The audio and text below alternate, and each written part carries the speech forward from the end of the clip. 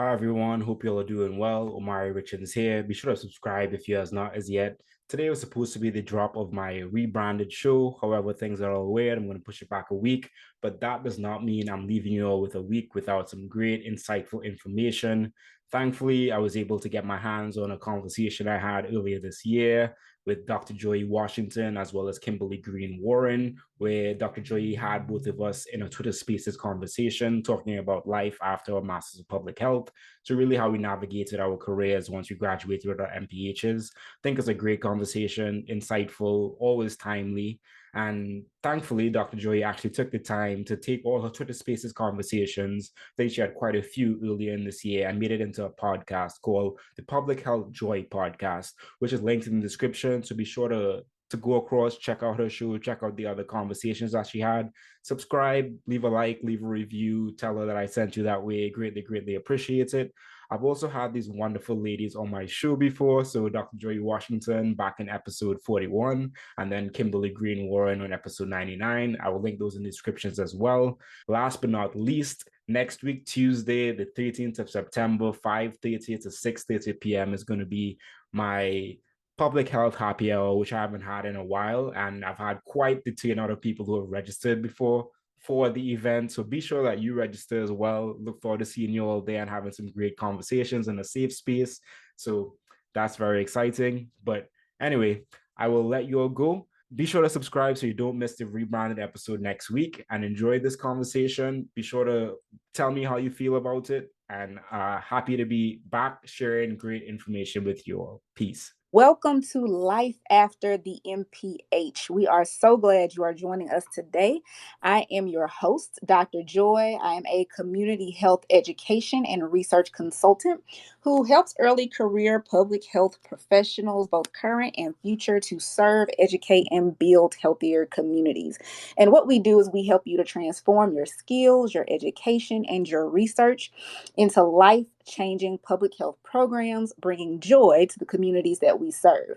And if you want to know more about our services and our programs at Joy Washington Consulting, you can always visit www.joywashington.com.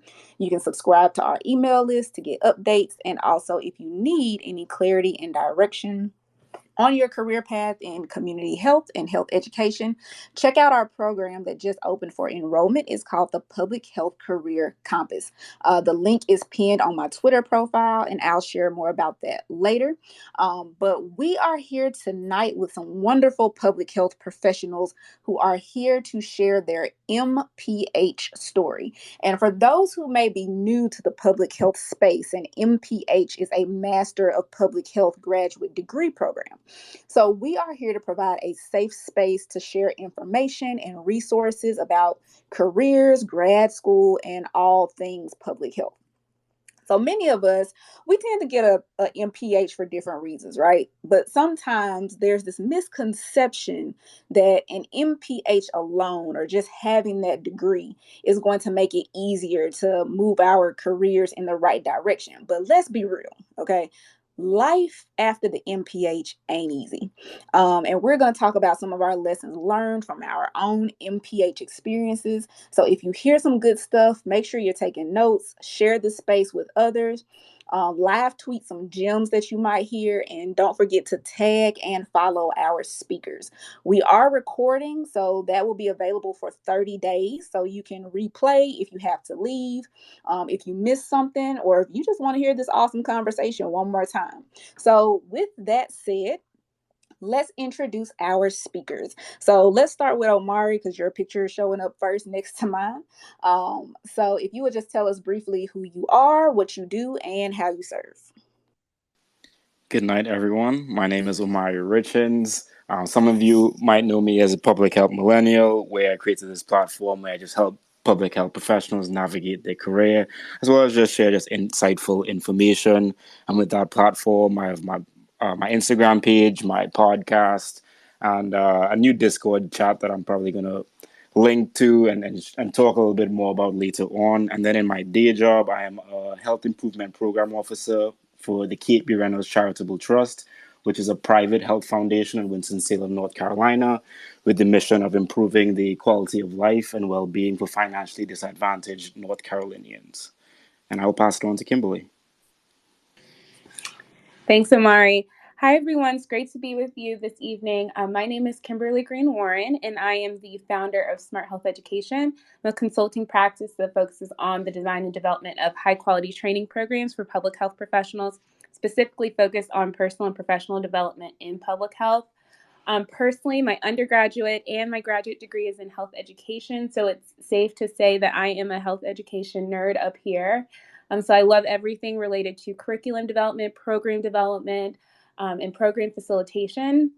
Smart Health Education is my side gig. Full time, I work at the Health Management Academy as the director of healthcare programs. It's based in the DC area, and I develop peer learning opportunities for healthcare executives at the top 150 health systems across the country. But I'll also be the first person to emphasize that I am more than my title or my career. So, in addition to being a public health nerd, I also love to focus on the fact that I'm very passionate about calligraphy as well as nonfiction books and Real Housewives of Everything. So, that's where you'll typically find me. Awesome. And just to give everybody a little bit of an agenda of what we usually do and how we usually host these conversations is we're going to have a guided discussion between myself and the speakers for about 20 minutes or so. And then after that point, we will have time for Q&A. So you will be able to hit that request button and come up and ask questions. And then we'll be able to have a discussion with the speakers and any audience members as well. And then we'll do a wrap up and close for about 5 minutes, and we'll be able to share any upcoming events, products, or services, and how to get in contact with our speakers as well. So, with that said, the first question that I have for our speakers is what even made you want to pursue an MPH program? What was that driving factor that made you want to move forward with that decision? So, you want me to start, Mike? Please. Okay. I would say I'm someone who wanted to be a doctor for probably the first semester of undergrad. And after I decided that I didn't want to take any more chemistry or physics, public health really fell into my lap. I went to the University of Georgia and we had a health promotion degree. After doing a little bit of research just around what public health is all about, I realized it really aligned with my values. I'm someone that's, I think, born to serve, and I love the community impact you could have with public health compared to medicine. And so I went down this path and did my research and realized most people in public health had an MPH degree. So it was kind of already ingrained in my brain that from undergrad that I wanted to go down this route to gain an MPH. Myself, on the other hand, I had no idea what public health was until I literally got into my Master's of Public Health program, and I still didn't really know what public health was.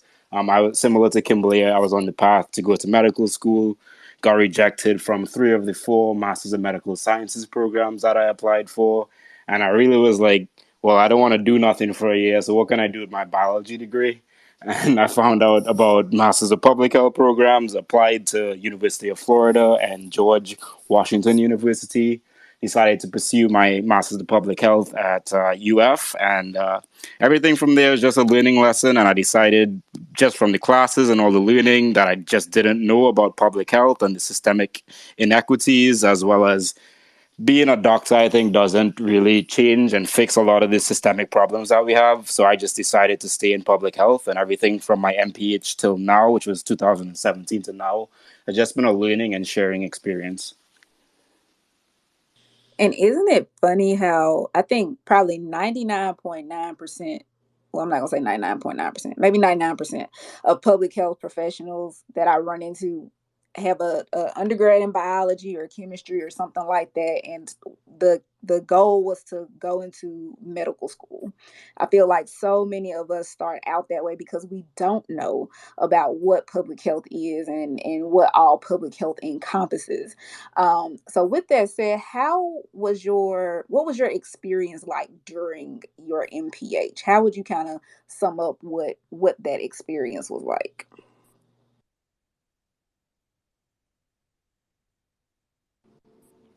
I'm happy to jump in. I would say my MPH, I went to Rollins School of Public Health at Emory University for my MPH, and I I will say I have a slightly untraditional story. I deferred grad school for a year. So, as I mentioned earlier, I was very gung ho on getting an MPH straight out of undergrad. Was pretty much laser focused on that. I'm originally from Atlanta, knew I wanted to go to Emory. I took everything, the GRE, everything that I needed to, and I got into Emory my senior year of undergrad. And from there, I realized after going to the freshman orientation or the first year orientation that I didn't want to go anymore. I didn't want to start grad school. And so I deferred for a year, just to take a mental break, and really regroup. And so I say all this to say I did AmeriCorps in between, and it was amazing. And I'm the biggest advocate for AmeriCorps.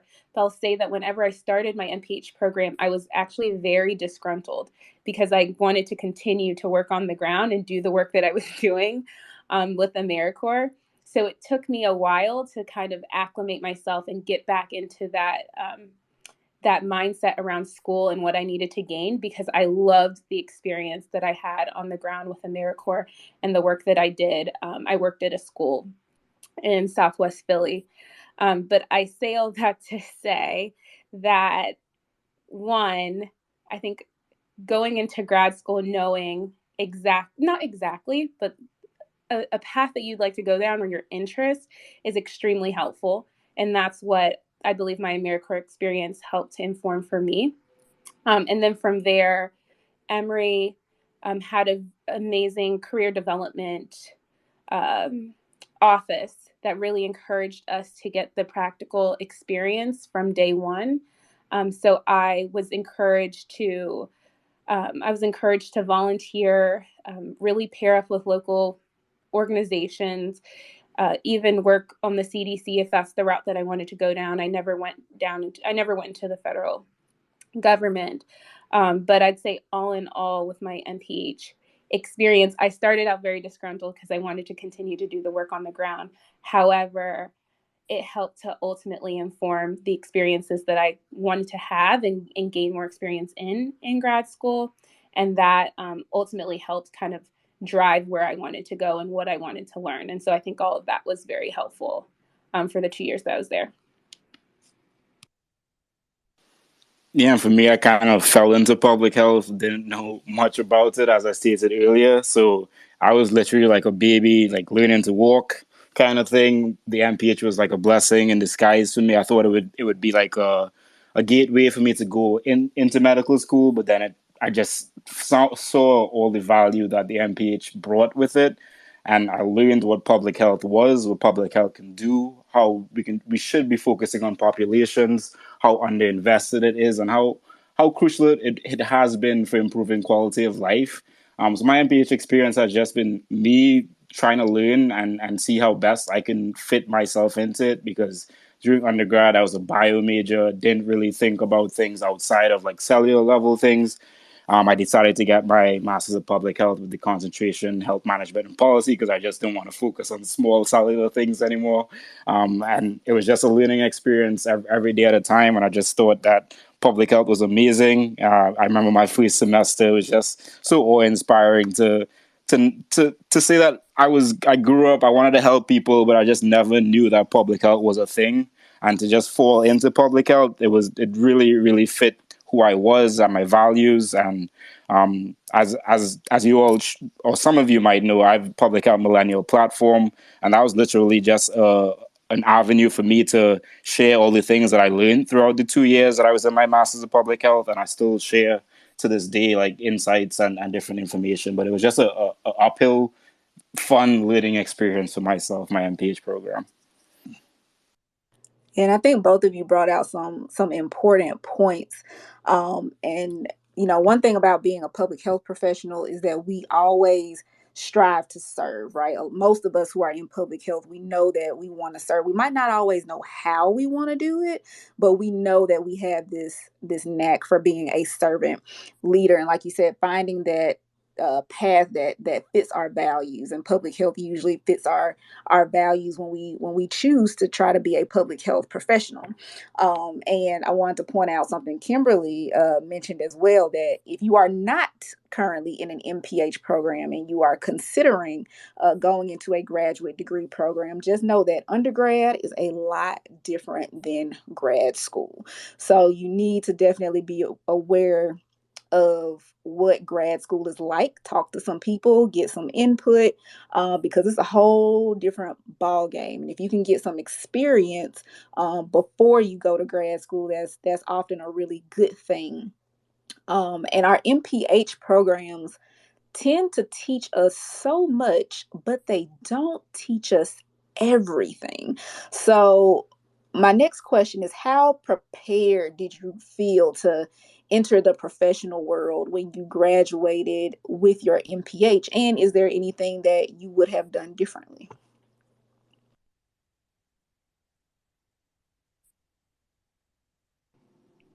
I'll say, I think also very unique situation for me personally, just because I was passionate about public health from undergrad, and both my undergraduate degree and my undergraduate program as well as my graduate program both emphasize the practicum experience. For every single semester I was in undergrad, I had practicum experience in public health, and then also the same thing for my undergrad and for my graduate degree. And I know that's not normal across the board. But I think what I can take away, or like the lesson learned that I can speak to, of why I did feel prepared to enter the professional world after graduate school, is that I had the relevant experience behind me, where I built this confidence, where I could explain my skill set, where I could or explain the topic area that I was interested in. And I could speak to, work that I've previously done. And so that made me feel more prepared for the professional world. That's speaking from a very tangible, technical skill standpoint. I think what I did feel unprepared for going into the professional world is what you have to deal with in terms of, and this is any workplace, just workplace politics, right? Navigating limited resources, navigating team dynamics, being able to take care of yourself and balance your work and time management. I think all of those things that you're not able to prepare for when you're in school, but have a large impact on your overall well-being as a professional. So that's what I would say in terms of how prepared I felt. So I felt prepared technically, but maybe not personally. Yeah, for me, it was very interesting. I got an internship with Well Florida Council as a community initiatives assistant planner, and there I was able to do actually backtrack a bit there. I was in a class that was about like community health needs assessments and doing that. And then from that class, I was able to get this internship with Well Florida Council, and I actually worked with the same professor that taught me in the class. So I was able to implement a lot of the things that I learned throughout the class, the theories, into actual practice throughout my internship, or I would call it like just a position overall. And then from there, I was able to use that same skill set to get my fellowship after I graduated, well, prior to graduating, but I was able to get that. But for me, as I said earlier, I was a biology major. Didn't really think too much of things professionally, because I was like, okay, I'm going to be a doctor. There aren't many professional development things that I really need to focus on as a doctor. But when I got into my MPH and I decided that this is what I wanted to stick with and do, I took on all the resources that the school had offered. There were a bunch of like professional development seminars and webinars and things like that that I would just continually attend, and just put myself in spaces to feel uncomfortable and to continue to learn and ask my TAs questions. I see Young Rock is on here. He was one of my TAs during my time at UF, and just really absorbing information, not only just around like the topic knowledge, but around the professional side, and how really to make an impact in your public health career. And I think just trying to do things that are outside of the MPH program is so beneficial, because as Joy said, the MPH program prepares you for a lot of things, but it also doesn't prepare you for a lot of things. So really ensuring that you're taking the steps to develop yourself professionally outside of the program, I think is hugely beneficial, and it has benefited me to this day.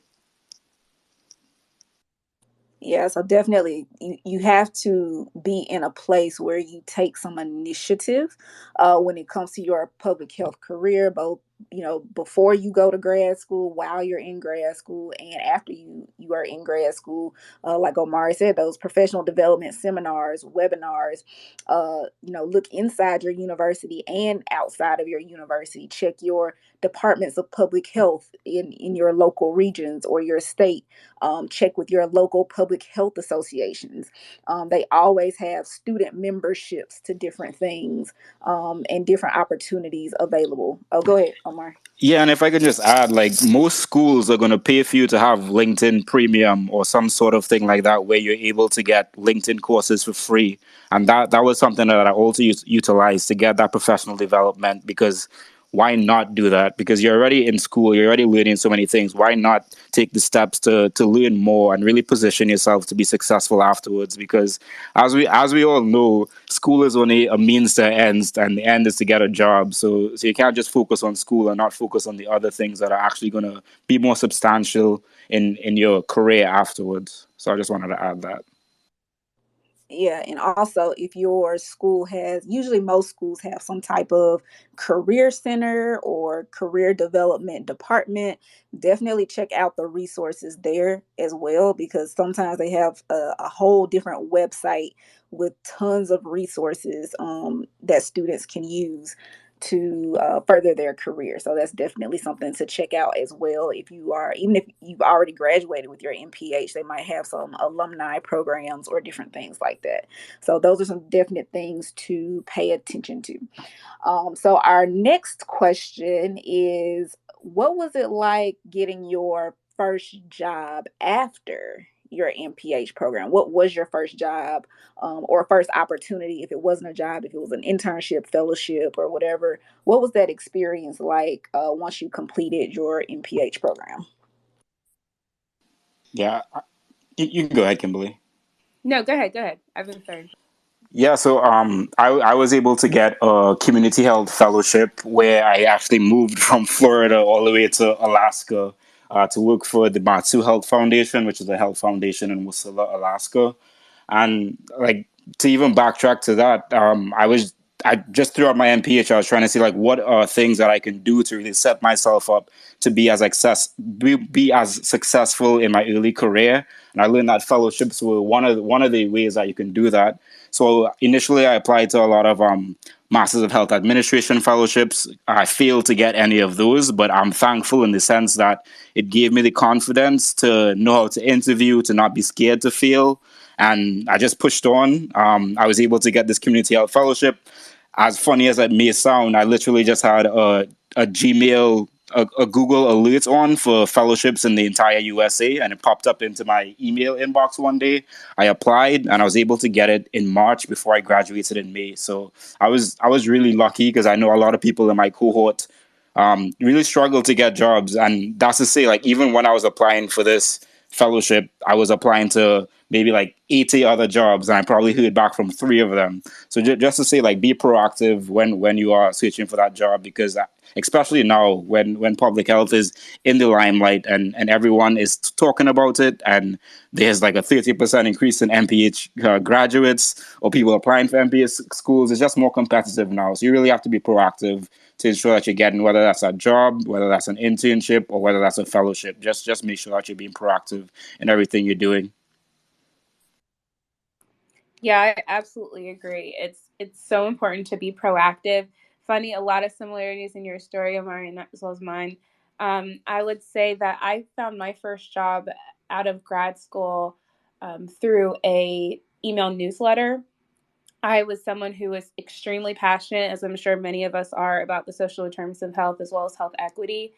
And I was also someone that was very passionate that I wanted to get back on the ground and really serve vulnerable populations.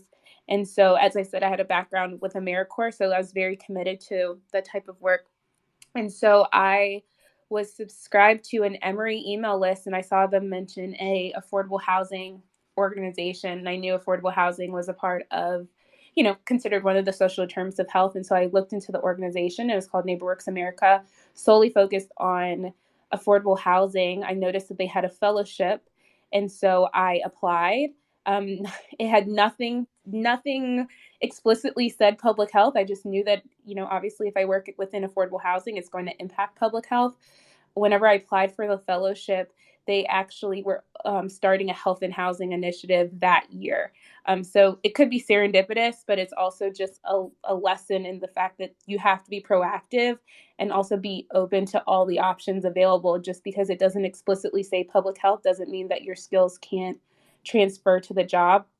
I did a fellowship for a year with NeighborWorks America, which was based in Washington, D.C. Loved it, everything about it. I worked with affordable housing folks and explained to them what public health was and what that meant and how the work that they did impacted the livelihoods of the folks that lived within the many of the communities that they build, as well as all of the impact on, community gardens, as well as asthma and asbestos and all of that. So it was an amazing experience. Similar to Mari, I also applied for a trillion jobs. And I cannot tell you that I received a response from, I'd say, even half of them, right? So I think it also, when it comes to applying for your first job, it's being comfortable with failure, rejection, and that's a personal thing that we all have to navigate. But I can't emphasize enough that there are so many options in terms of where you can land a job within public health, because our skills are extremely transferable to a variety of roles, sectors, industries. So definitely keep your options open. Yeah, all good, very good tips. And two things that I want to point out, just like Kimberly said, you have to realize that public health is in everything. And just because something doesn't say public health, that specific job description doesn't say public health, even with what you're doing right now, and I think I said this in the last conversation, it doesn't matter if you're working at Starbucks right now, if you are a server at a restaurant right now, if you are driving for Uber or Lyft, there is public health in that somewhere. So you have to be able to see what is the public health in the thing that you're looking at, or the thing that you're doing currently, or the thing that you want to do, even if it doesn't explicitly say public health. And then the other thing is that networking is going to be your golden ticket. Networking is everything, and it will get you into places that you never dreamed of being in. And it's more important to have a high quality network than the quantity in your network. So just be aware of that. And hot tip, if you're on LinkedIn and you're making connections, please, please, please send a note with your connection request. Build those professional relationships. Tell the person why you want to connect with them, because they might be able to help you a little bit more if they know why you want to connect with them on LinkedIn. So that's just something to be aware of. Next question. What do you think is the most challenging thing? And I just thought about this question just now as you all were talking. But what is the most challenging thing about being a public health professional now that you've gotten your MPH? I know, Kimberly, you talked a little bit about workplace politics and team dynamics and self-care. But what do you feel like is the most challenging thing about being a public health professional after getting your MPH? That's a really good question. Let's see. The most challenging part about being a public health professional after graduating, I would say, is, for me, and I'm sure similar to other people on the line, you are probably service oriented, right? And you probably want to change the world, and you probably want to make a ginormous impact, change systems, and improve the livelihood of everyone across the country. I think for me, it's it can be challenging when you want to do it all and you want to have such a large impact, and getting comfortable with what you can do, right? And knowing that even day in and day out, and despite what we're all going through with, the pandemic, is being, what's the word? Is being accepting what the work that you're doing and the impact that you're making, and knowing that it's enough and you're doing great work. And I think sometimes when I first started, I had such not lofty goals, and not that you should lose that, but just really being laser focused on the work that you're doing, no matter if you're working on the local level or the state level or the federal level, and taking pride in that you are making that tiny step, right, in your own way to really impact the overall public health of our nation. So I'd say that's a challenge. And then in addition to what I mentioned earlier, just on the most practical level, every I won't say every workplace, but workplace dynamics is very challenging in itself. So it's also just finding the right place for you to thrive, is also a challenge whenever you also come in, like I said, with, big lofty goals and you want to change the world, but also working within the environment that you're placed in. And it can be very challenging. It can be overwhelming to deal with those dynamics, and to want to put your best foot forward. But there's a lot of external factors in play, like I mentioned, like workplace politics and team dynamics and, resources. So it's kind of like getting comfortable with that and knowing that despite all of that, you're still making an impact. And that's what's important. So I'll say that. For me, I've been very lucky and blessed and privileged that the two positions that I've had after my MPH have been with health foundations. So we are very well resourced. And I've also been lucky that the culture of the organizations that I've worked with have been very fitting to me and how I enjoy working. So that has not been a challenge on my side. But I wanted to highlight three challenges that I think that I've realized after my MPH. The first one being just staying connected in spaces for public health people. Because when you're in your MPH, you're given so many opportunities to connect and meet new people. And when you're done with school, then you're like focusing on your job, and you probably have things that are going on in life, and you don't have that space and time and energy to dedicate to making those network connections and just really building relationships with people. So that was one challenge. Another challenge is, especially in the work that I do, that's really focused on systems change, is it's a little frustrating that a lot of public health is focused so much on programming. And not to get me wrong here, because programming is important. We know that people need their boxes, or they need their food boxes, or whatever the case is, to solve that immediate need right now. But when you focus too much on programming, then you're taken away from the actual viewpoint of looking at systems change and saying, okay, well, this program is here and it's been here, it's going to be here. What can we actually do to get at the root cause of this problem so this program doesn't even have to exist? And that's a real struggle with working with a lot of people in public health, because they're so focused and on programming. But to really get to systems change, we need to focus more on bigger things than programming. How do we actually tangibly get to systems change and make sure that the programs that are here right now that are just dealing with issues like poverty and things like that. How do we deal with poverty? How do we get to the policies and the advocacy to really get to that change? And that has been a challenge for me to have those kind of conversations day in and day out. And then the third challenge is just really understanding that things take time. A lot of the systems that have been built now have been built over decades, over centuries of oppressive policies and powers, and we just have to realize that it's not going to change just like snapping our fingers and it's going to change. It really takes a concerted effort and a continual effort to get to change. And it is hard sometimes in public health because you mightn't see the effects of your change for years and years and years in a lot of like programming and a lot of cases. But just knowing that what you're doing now is having a positive impact and really continuing to do that work and doubling down, because you know this is the work that needs to be done right now to change the oppressive systems that have been in place for decades and centuries before. Yeah, and I also I want to emphasize that Completely. I couldn't agree more, Omari. I think coming out of grad school, you're kind of learned that A plus B equals C, right? And when you come out into the workplace, there's so many other dynamics in place and things are slow.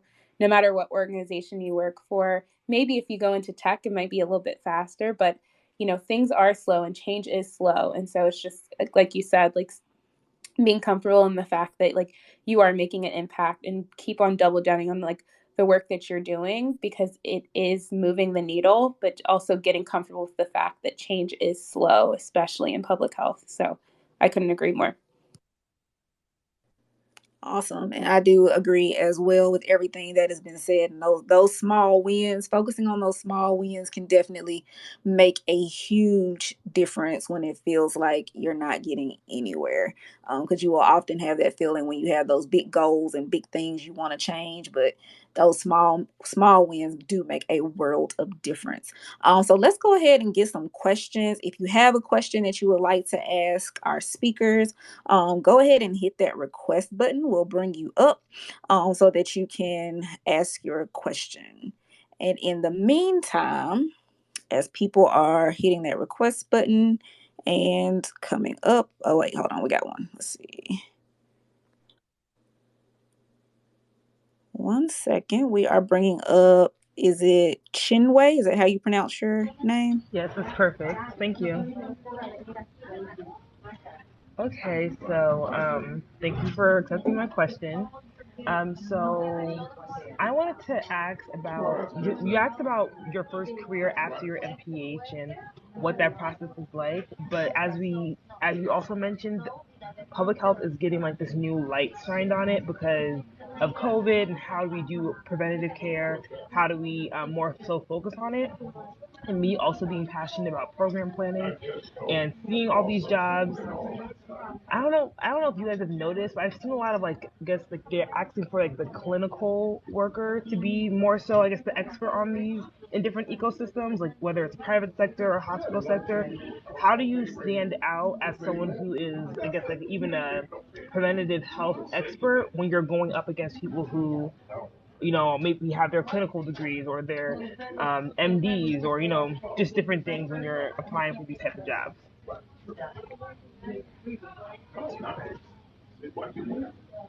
So just to make sure I understand your question correctly, you're asking how you want the job that you're applying for, but you can see that it has a clinical lens. And so how do you compete with your public health degree versus a clinical degree? Yeah. Yeah. Okay. I would say obviously it's going to be a case by case basis when it comes to certain jobs, and just the requirements for the jobs and what, the particular organization is looking for. One thing I personally love to emphasize with when it comes to everyone's MPH degree is to really take a second and look at your skill set, and that's not from even like public health like public health experience or whatever it is. Really look at the transferable skills that you are bringing to the table and highlighting those in every facet of your resume, your cover letter, your interview, right? And letting that um, really help like move you forward. And so sometimes there are some jobs, and again, it's unique, that are technical, right? And they are going to require that clinical component. However, we have a lot of power with our MPH because it is such a broad degree and we have so many transferable skills. So I don't know what the specific job that you were applying for, so it's hard to exactly reply, but I would just say to really take a hard look at the transferable skills that you bring to the table and make sure that is emphasized in, like I said, every single aspect of your resume, your cover letter, and whenever you get the chance to interview, that you're also underscoring that you can bring all of that to the table to compete. Okay, yes, thank you. Yeah, and if I had to add anything, it would just be like, as Kimberly was saying, I think it goes to a lot to how you're framing the skills that you have and the experiences that you have, because two people could do the same thing and talk about it completely different, as well as you can do the same job and talk about it different as depending on what type of career you're looking to get. So I think really understanding what they're looking for and then framing your skills in what they're looking for, because as we know, the MPH is a broad degree where you can gain a lot of skills, and just being able to show that you have those skills, that you have used those skills with experiences and with tangibles, I think is going to be helpful. Thank you guys. You're welcome. And I would also add, there are a lot of things that people with a clinical degree, it's a lot of skills that they don't have that professionals with a public health degree do have. So we do have some advantages over some of those clinical degrees, depending on what it is. Because I know, for instance, in with my situation in my public health consulting business, I run into quite a few organizations who have medical doctors and have people with clinical degrees, very smart individuals, but they are like, we do not know how to engage the community. Like, we do not know how to do that. We do not know how to go about doing research. We don't know what are the best practices to go about doing a focus group because we haven't done that before. So definitely knowing where your strengths are as a public health professional, compare, especially within your particular field of public health, versus what somebody with a clinical degree might have. So I think that's really important to be aware of as well. Did anybody else have any other questions? Anybody else want to come up? Hit that request button. We will be glad to have you. Let me make sure I'm not missing anybody. Okay. And in the meantime, we can move forward with another question. Let's see. So what would you tell yourself, let's say 10 years ago or pre-MPH, about starting a public health career? What would be like that one thing that you would tell yourself, knowing what you know now?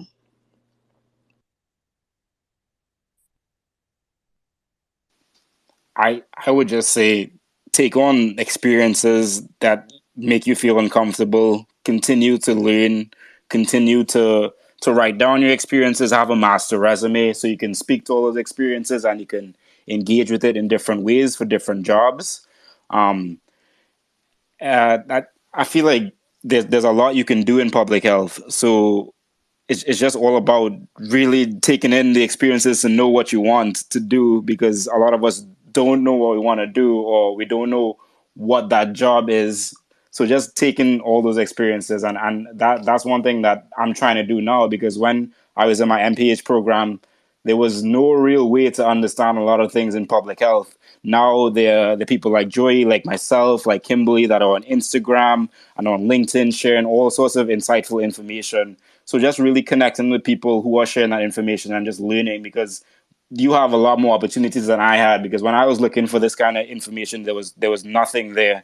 And now we have these kind of conversations where we have people showing up and able to share their experiences, and you're able to learn from that. So just doing more than you think you need to do, and just getting uncomfortable, I think is a key thing. And it was something that I did just to ensure that I was setting myself up for success after my MPH. Yeah, I completely agree. I think for me, what would I tell myself? Would probably be, it probably center around getting comfortable with being uncomfortable, in every aspect of just navigating your career. Nothing is clear and straightforward. And that's the beauty of it, honestly. So there's no regrets there. Definitely continue. I would tell myself, continue to take advantage of any opportunity that comes your way. Every experience is relevant experience. I don't know if you all have, met or heard from Latanya Bynum. She speaks to the fact that she was a grocery store cashier, and that customer service experience is really what she's used in the majority of her roles, because it's so important whenever you're serving others that you have great customer service. So I cannot express enough how important it is for everyone to feel comfortable with whatever experience you have and being able to speak to that, and how it can also benefit an organization. Because everything, every skill set that you have can be relevant to and beneficial to other organizations, as long as you frame it in a way that they can understand. So I'd say gain relevant experience, but also leverage your current experience. And then the other aspect that I think is like so important when it comes to starting your public health career is just to become a consumer of information. And I agree with what Amari just mentioned. It's a different world whenever I was first applying, but there is truly so much information out there on social media, as well as the internet, as well as every single school of public health provides so many resources, as well as the regional public health training centers. Please take advantage of all the free resources out there and become a consumer of information. The blueprint is there. So I think it's important that you that we all spend the time. I still do it in my career, really understanding what the opportunities are out there, because again, public health is so vast. The opportunities are truly endless. So you don't have to feel. I think I would encourage folks to not feel that there's only one path to Public get health. into public health. Okay. Thank you. We are going to go to I'm sorry, I do not want to mispronounce your name. Is it I'm gonna spell out the last name. Sesay. Is it Sesay? Sisi Rahim. Hi. Okay. Go ahead. Ask your question. Yes. So the question that I had, I don't know if it was covered already, but it has to do with public health consulting. So I wanted to know how, if you were considering this as a career path after graduation, if, it's something that you can get into straight away, or if it's something that you must, have like tons of years of experience before you are quote unquote eligible, or if it was if like regardless of whether you're working as a consultant for a company or if you're starting your own firm, like what are some of the paths to get to that? So that was my question. Thank you.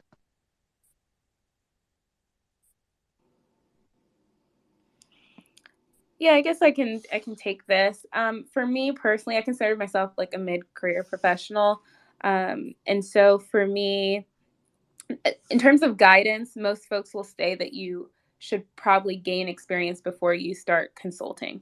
It's valid, right? Because if you're going to provide subject matter expertise or just any type of expert advice to an organization, it's important for you to at least be able to speak to previous work that you've done that can also benefit the organization, or speak to previous work that you've done that can also assure the organization that you're capable of carrying out the job. So I'd say most advice is just around making sure that you gain relevant experience before you pursue consulting. Also, consulting is very broad. So if you go into some of the larger, which I say like private firms, such as like, I'm going to forget, like Accenture or McKinsey or things like, or consulting firms like that, most people are called consultants there. And there's people from my Mph program that had the title consultants, but I don't know if you're thinking about it in terms of your own entrepreneurial journey or literally the title of consultant, but there's tons of private firms that also hire MPHs that serve in this consulting role straight out of their MPH. And then I would say Joy can probably answer this as well. What's guided me to start my own consulting practice is because as I've navigated my career, I've become very passionate about specific aspects of public health and what I love to do. And so sometimes you're not able to express that completely within your day-to-day job. So me creating my own practice was a way for me to really fine-tune my skill set, but also focus more on the work that I love to truly do within public health and also have a larger impact. So that was truly the reason behind why I started my consulting practice. But I'm sure Joy also has feedback as well. Yeah, so I would definitely encourage anyone who wants to be a consultant, definitely start looking into that field, especially if you want to go into entrepreneurship, and start small. Even if you're already in your MPH program, figure out exactly what you want to do as far as consulting, because like Kimberly said, public health is broad, public health consulting is broad. There's a lot that you can do. And there might be somewhere where you are volunteering, or maybe you have your internship, or there's an organization in your area, and see if they need some help doing something. Maybe they need some help analyzing some data, or cleaning up some data, or strengthening their program. Just look at some things, some opportunities that you can do on your own. And that'll help you start trying to figure out what you want to do as far as consulting or entrepreneurship. And I know for me, one of the things that sparked it was being a graduate assistant. And in being a graduate assistant, I was tutoring students on research. And I said, well, if I'm doing this as a tutor as a graduate assistant, I can do this in my own in my own capacity as a business. So that's one of the things that kind of got me started thinking about doing things on my own. And the APHA Health Communications Working Group, they also have a Twitter account. We actually had a Twitter Spaces a few weeks ago called Public Health Entrepreneurship 101, where we talked about all things public health consulting. And then also Dr. Charlotte Huntley has a public health entrepreneurship and consulting expo, and she does a lot of a podcast as well about public health consulting and entrepreneurship. So you should definitely check her out as well. Did that answer your question? Can I add to that as well? Go ahead.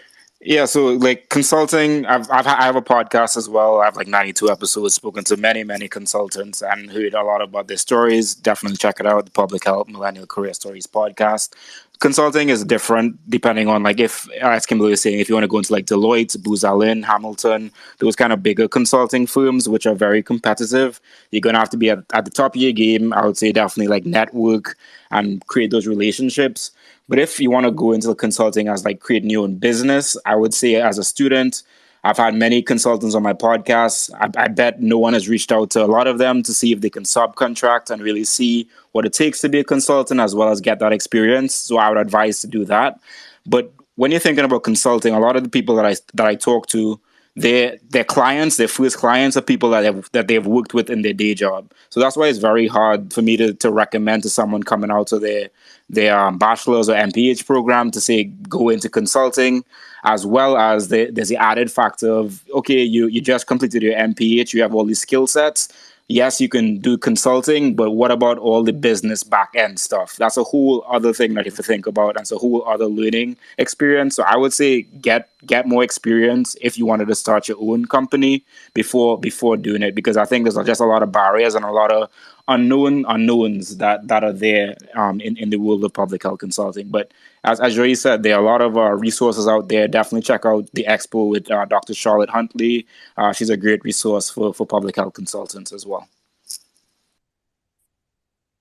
And I'll also add really quickly, when it comes to consulting, you also want to make sure that you're filling a gap in the current market, right?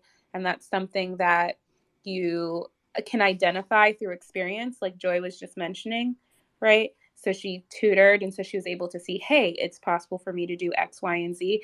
I'd say it's also the same for me as well as Omari. So it's also important to gain the experience so you know where to, if you're interested in pursuing consulting, so you know where the gap is and how you can fill that gap through your consulting practice.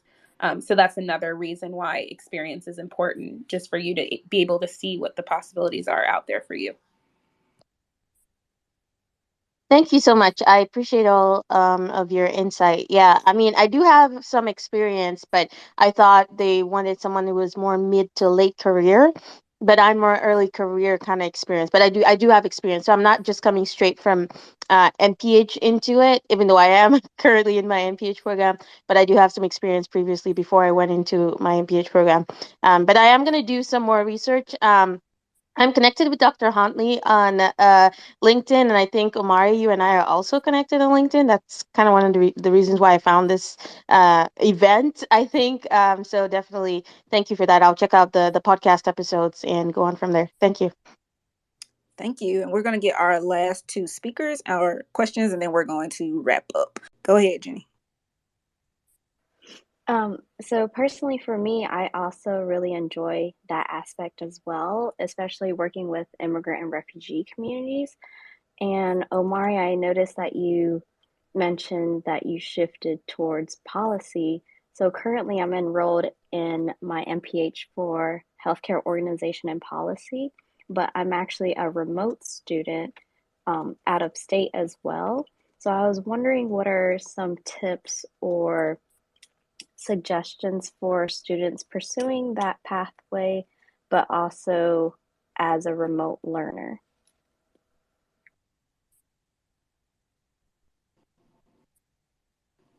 So are you asking, just to make sure I'm clear, how to gain relevant experience when you're remote, knowing that you want to do on the ground work?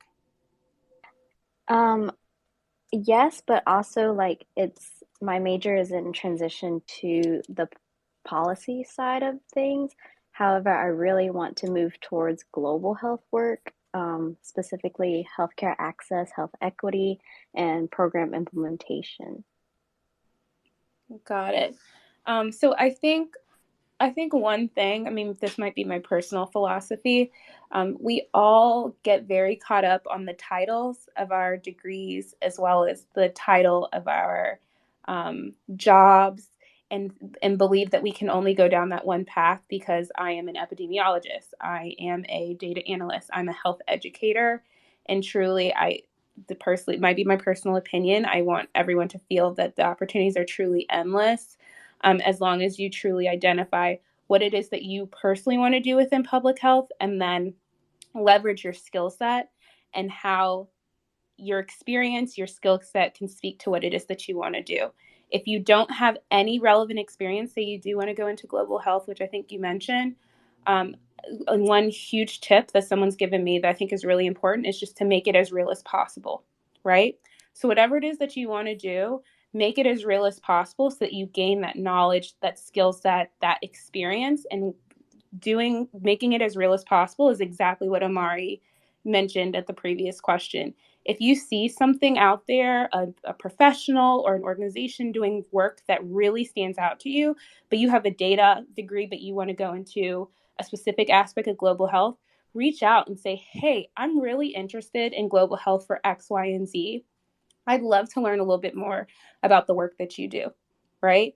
No one's going to say, hey, Jenny, you can't reach out because you are a blank, right? Or you have a degree in blank, right? So just make sure that you are doing what you can to be proactive, making it as real as possible, truly identifying what it is that you want to do within public health, leveraging your skill set and highlighting that skill set to reflect what is you're interested in, but then go forth. So don't feel, my personal philosophy could be wrong, you can take it or leave it. Don't feel limited by the titles that every public health organization puts out there. You can do it all. It's just the way that you frame your experience and your skill set to get to where you want to go.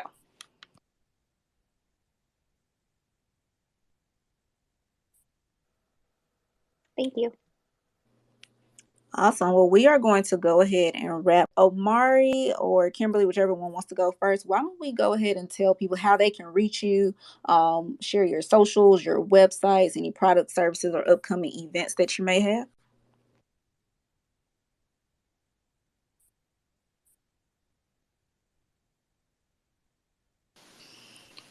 You go ahead, Kimberly. You could go first. Go first, Omari. All right, so I wanted to keep it simple. Follow me on Instagram. Be sure to subscribe to my podcast, the Public Health Millennial Career Stories podcast. And I also recently started a Discord channel. It's called Community Health and Wellness. If you want to join that, just go to the PH Millennial. So that's THEPHMILLENNIAL.com/join. And you can join the Discord server there. And you can connect with me on LinkedIn as well. Yes, same here.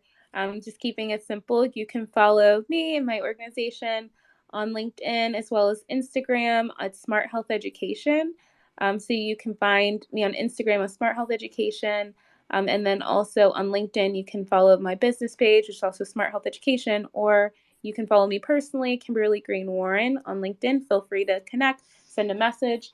So many people have helped me along my career path. So if there's anything that I can do for any of you, please send me a message and we can connect and go from there. You can reach me at www.joywashington.com. I'm also on Instagram at Joy Washington, and you can also subscribe to my email list. Hope you all enjoy the rest of your evening, and I'm so glad you were able to join the conversation.